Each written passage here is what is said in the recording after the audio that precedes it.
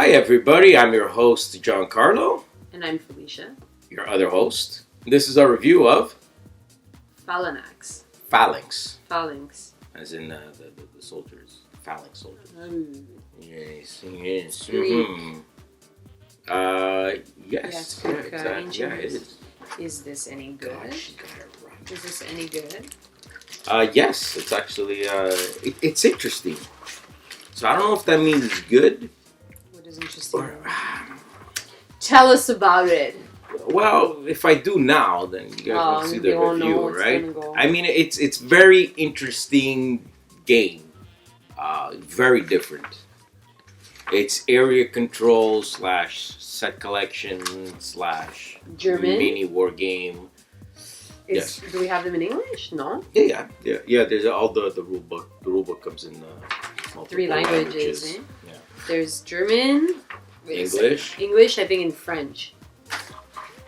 Le français. Is it Francais? Well, this is German for shiz. For shiz. This is English. And the last and then there's the Felicia language. Yo, what's up? Shiz. Contexte. Alexandre le Grand a conquis une vaste empire. Alexander the Great has conquered vast territories, but now his power is waning and each player's faction can now lay claim to some of the lands. The player with the most strength at the end of the game wins. The board here is set on the appropriate side for the number of players. For this review, we'll use 3.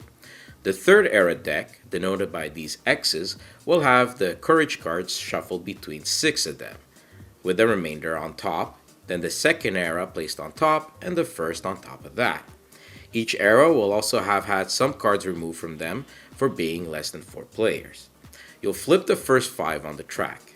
Give each player 2 cards from the era deck. Each player will receive all their colored meeples and discs. You'll also give each player a white, purple, and orange die. They'll place their disc on the 0 space of the strength track. You'll determine a first player randomly, give them this action card marked with 1 with the rest to the others. The first player will place the meeple on the 1 oasis spot and 2 on the 1 city spot. Second player will do the same but on the 2 spaces, and third players on the ones marked 3. Each player will roll their home dice and place them in their home section of the action card. They'll also place their second disc on their talent, the currency in the game, on the space matching their home dice total. Give the first player 3 more white dice, and you're ready for conquest. Players will take turns in sequence. Each turn consists of 4 phases in this order. Buy an era card, roll the dice, take actions, and pass the dice. These are all listed at the back of the rulebook. The price to pay for a card will be listed beneath here. If you pay for the 4 or 5 spot, remember to remove the talents from your action card. You may also exchange a card from your hand with one from the board. You may also choose to not buy a card, sliding the first one out. When done, slide the rest over and refill the track. There are 3 types of cards: Army in white, Leaders in orange, and Equipment in purple. Next, the active player will roll the dice not on his action card. These are called traveling dice. If a player rolls a total of 8 or less with these, he'll receive 3 talents. The active player will use the traveling dice to perform 3 actions from a list of 4. He may do them in any order and do the same action more than once. Following this list, should the travel die placed on the action card is equal to or higher than the home die, the player may choose to play an era card or conquer. To play an era card, he must have the requirements listed on top. These may be talents, a minimum sum of home dice total, specific home dice colors, control of certain areas, etc. If you meet these requirements, place them on your tableau. These are not payments, just requirements. If an era card has strength, immediately increase it on the track with your disc. Some, like leaders, get stronger as more of the type of card is placed on your tableau. Adjust these as well on the track. Conquest will have you place meeples on the board. You'll take a meeple and place it in an adjacent territory where you already have one.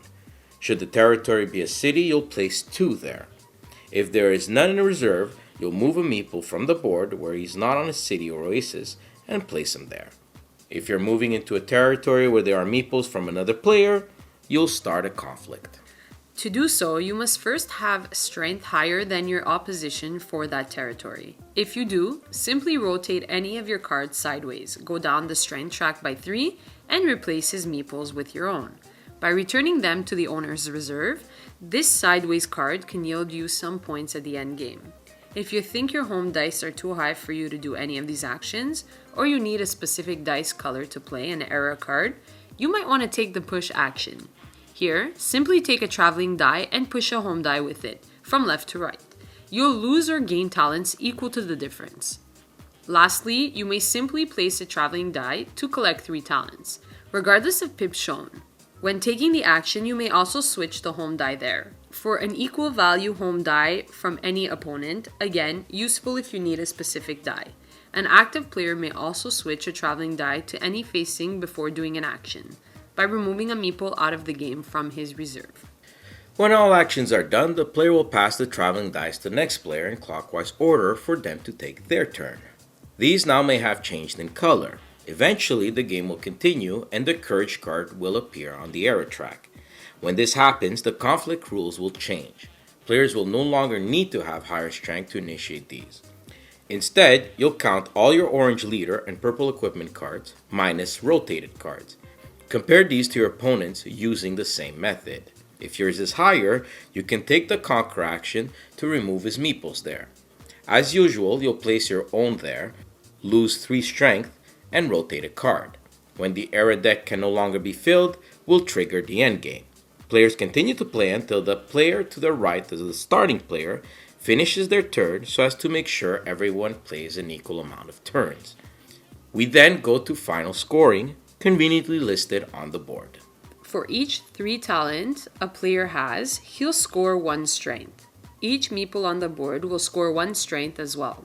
Oasis and cities will score the control the listed value.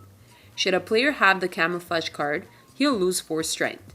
Lastly, if a player has at least a leader and equipment and a card rotated sideways, meaning he entered a conflict, he can look for fame groups.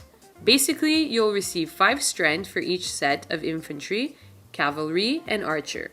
Total all these up, and the player with the most wins.